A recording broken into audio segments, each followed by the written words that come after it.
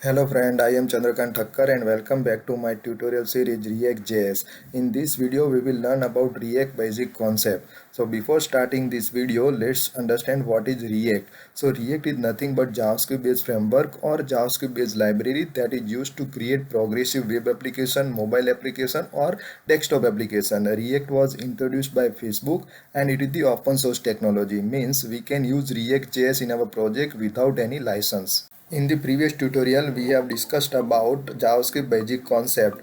We have discussed about variables, arrow functions, object and array, rest and spread operators, classes, callbacks, promises, and async await.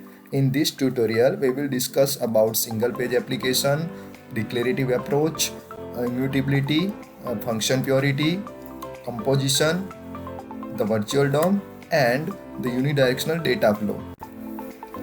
Let's understand single page application. So in the single page application, we have only single page for entire web application. So before understanding single page application, let's understand multiple pages application. So in the multiple pages application, you can see in the diagram we have multiple page available at the server side.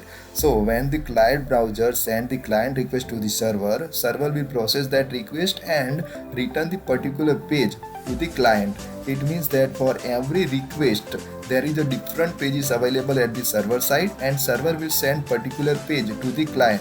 So this is the way that how multiple pages application works. So now in the single page application like the React. So in the single page application, what happens that compiler will create only one page for the your application. So when client send the first request to the server for your web application, it will render entire page to the client side. Now in the next time, client will send the request based on the event to the server and server will process that request and send the response in the form of JSON object or array or string. Now based on this response, client will render the page accordingly. So this is the way that single page application works. So let's understand pros and cons of single page application. First, understand the pros. In the single page application, re-rendering the particular portion of the page is much faster than reloading entire page when we receive the response from the server. In the single page application, server will consume the less resources. It means that we can more focus on the API creation. In the single page application, we can reuse our entire server side code to build the mobile application or desktop application using the existing APIs. In the single page application, it enables us to enable the caching to support the offline experience. Single page applications are best used when there is no need for the search engine optimization. There are some cons for using the single page application. As your application go for a long run, you need to pay a lot more attention to possible memory leaks. Whenever there is a low power device or low memory device, there may be a poor experience in terms of the speed. Whenever some of your visitors have the JavaScript disabled, your application may have the issue of accessibility. Declarative approach. In the declarative approach, we just tell the React we want a component to be rendered in the specific way. Now all the action will be handled by that component itself. You just tell the browser what exactly you want. In the imperative approach, you tell the browser exactly what to do in the step-by-step command. Let's understand it by example. Imagine you have the butler and you would like to make a dinner. So in the imperative approach, you need to say all the commands step by step, like go to the kitchen, open the fridge, remove the Maggie from the fridge, prepare the Maggie and bring food to the table. Now in declarative approach, we just tell the butler that I want a dinner with the Maggie. Now your butler knows where is the Maggie, how to prepare it and how to serve it. In the React, we have so many reusable components are available. We just import that component and declare it in our application. Now that component knows how to perform particular actions. Immutability. A variable is immutable when its value cannot be changed after it's created, like manipulating the string, object or an array. In the JavaScript, when we assign the new value to the string, object or an array, it will just create the new copy of that variable instead of updating existing variable. In the React, we should not update the state property of the particular component directly. Instead of that, there is a set state method to update the state of particular component. In the case of the Redux, also we cannot mutate the state directly. For that, we have the reducer function available. Now Now, why this immutability is important? Mutation can be centralized in the case of Redux, which improves your debugging capabilities and reduce the source of errors. Code looks clear and simpler to understand. You never expect a function to change some value without you knowing, which gives you the predictability. In the JavaScript, it is faster to create the copy of existing variable rather than mutating existing variable. So it will also improve the performance. Purity. When function does not mutate the object but just return the new object, it is called the pure function. Pure function will take the input and return the output without changing the input or anything else. In the React, pure components are the components which output is depend on its props. Let's understand it by example. So here we have created one login button component. This component will take two props. One is on click handler and the text as a props. So this component output is totally depends on the props. So this is called the pure components in the React.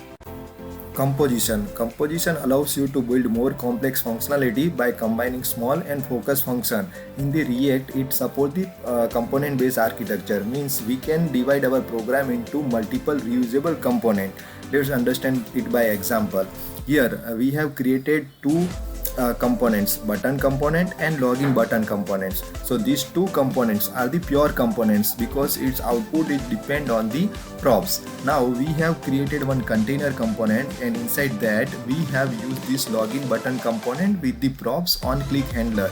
So when someone click on this button, it will pop up this alert box with the clicked. Now this login button and the button are the independent component. We can reuse that component in somewhere in our application. In the React, we have the multiple component in the tree structure. So in the React, we can have the container component and the presentational component. In the container component, so container component just contains the multiple presentational component and processing logic.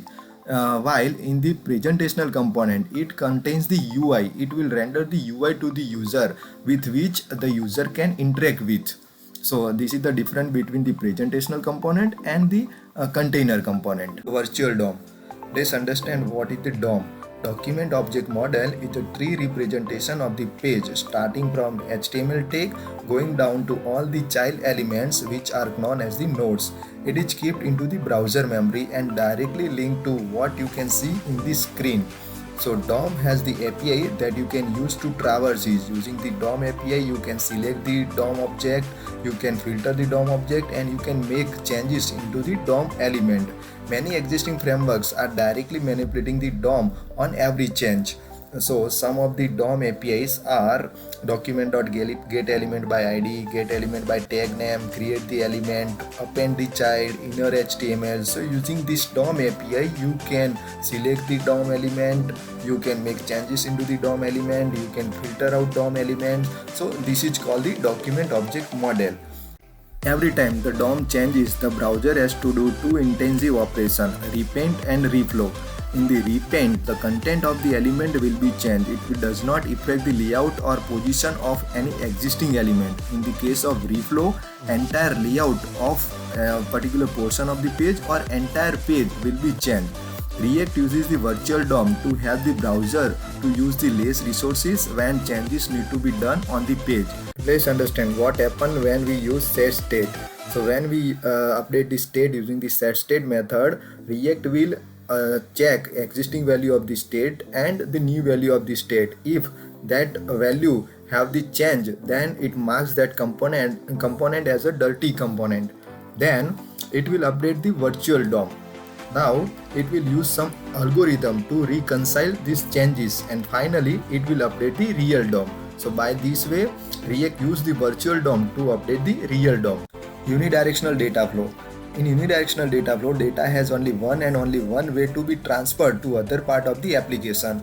Let's understand how this state is passed to the view and the child component in the React. So in the React, state is passed to the view and to the child component. There are some actions are available that are triggered by the view. So when these actions are triggered, this action will update the state. Now this state changes is passed to the view and the child component. Now, changing the state of the component will never affect its parent or its sibling or any other component in the application. It just affects its own view and its child component. Now there are some advantages of using the unidirectional data flow, like it's less error prone because we have more control over the data. It is easier to debug our application because we know that particular value is came from where. It's more efficient means this library have more control over the each part of our application. So it is more efficient to use the unidirectional data flow. So in this video we have discussed about all basic concept of the React. So in the next video we will discuss more about the React. So thank you for watching this video. If you like this, please like, subscribe and share my channel. Thank you. Bye.